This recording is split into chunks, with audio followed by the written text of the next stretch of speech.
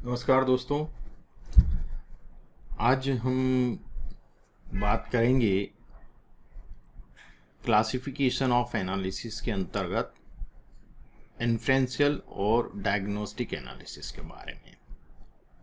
हम समझने की कोशिश करेंगे इन्फ्रेंशियल और डायग्नोस्टिक एनालिसिस में क्या अंतर है ना, और इनकी क्या उपयोगिताएं हैं, ये आज जानने की कोशिश करेंगे।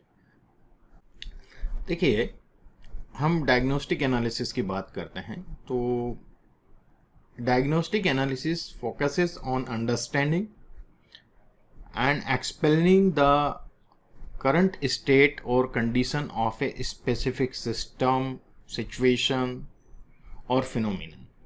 मतलब ये हुआ कि ये जो विश्लेषण है ये एक विशिष्ट सिस्टम, स्थिति या प्रक्रिया की वर्तमान स्थिति या हालात को समझने में हमारी मदद करता है। डायग्नोस्टिक विश्लेषण, इसमें डेटा की जांच की जाती है ताकि डेटा सेट के भीतर जो भी पैटर्न हैं, जो भी रुझान हैं और जो भी आपस में संबंध हैं वेरिएबल्स के, उनकी पहचान की जा सके, है ना। और डायग्नोस्टिक विश्लेषण का उद्देश्य, यदि हम प्रश्न के हिसाब से देखें तो क्या हुआ, जैसे हम इसके लिए क्वेश्चन रखते हैं व्हाट हैपेंड, या वर्तमान स्थिति क्या है, तो हम उसके लिए कह सकते हैं what is the current status. जैसे प्रश्नों का उत्तर हम इससे डायग्नोस्टिक एनालिसिस के थ्रू प्राप्त कर सकते हैं। ठीक है, अब ये हम डेटा को पूरा पॉपुलेशन ही मान के चलते हैं इसके अंदर, कि जो वही डेटा है वही सब कुछ है हमारे लिए, है ना। हम उसको सैंपल नहीं मानते। देखिए, डेटा क्या होता है, एक तो पॉपुलेशन होती है, एक उसका सैंपल होता है, उसका थोड़ा सा हिस्सा लेकर के हम काम करते हैं।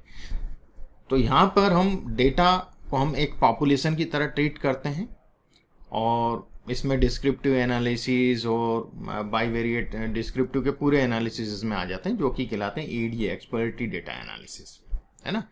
ये इसके अंतर्गत आ जाता है।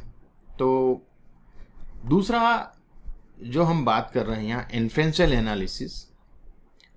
यदि हम इन्फ्रेंशियल एनालिसिस की बात करें, so it goes beyond the immediate data to draw conclusions, make predictions और generalize findings to a larger population. तो यहाँ ये मतलब हुआ कि अनुमानात्मक विश्लेषण जो प्रत्यक्ष डेटा से परे जाके, जो हमारे पास डायरेक्ट डेटा है जिसको हम डायग्नोस्टिक में उसी को पॉपुलेशन मान रहे थे, उससे परे जाकर निष्कर्ष निकालने और पूरे जनसंख्या के लिए निदान बनाने, मतलब जो भी उसके रिजल्ट्स आ रहे हैं सैंपल के, वो हम मानते हैं कि वो पूरे पॉपुलेशन पे लागू होंगे। तो पूरे जनसंख्या के लिए निदान बनाने या फिर आगे आकर लेने का काम करता है। तो ये इस प्रकार से कार्य करता है और इसमें हम सांख्यिकी तकनीकों का उपयोग करके डेटा में संबंध या पैटर्न के बारे में अनुमान लगाते हैं। जो भी डेटा है वो एक सैंपल पर आधारित है और इसमें हम विभिन्न प्रकार के टेस्ट वगैरह लगाते हैं और उस टेस्ट के आधार पे हम लोग डिसाइड करते हैं, जो भी हमारे कंक्लूजन है उस टेस्ट के आधार पर हम लोग प्रेजेंट करते हैं। ठीक है, तो ये है इन्फ्रेंशियल एनालिसिस का मतलब कि हम सैंपल पर काम करते हैं। डायग्नोस्टिक के अंदर हम लोग उसको सैंपल नहीं मानते, हम उसको पूरा पॉपुलेशन मानते हैं और वहाँ कोई टेस्ट वगैरह अप्लाई नहीं होता डायग्नोस्टिक में।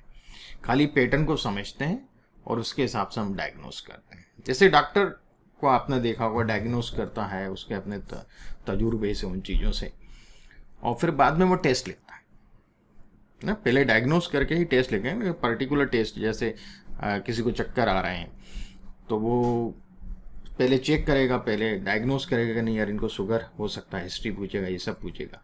तो उसने आपका पैटर्न देखा, आपके परिवार में किस किस को डायबिटीज़ है या इस तरह का पैटर्न देखता है। वो पैटर्न देखने के बाद उसने डायग्नोस किया कि इनको संभवतः इनको शुगर है, तो फिर वो टेस्ट लेता है।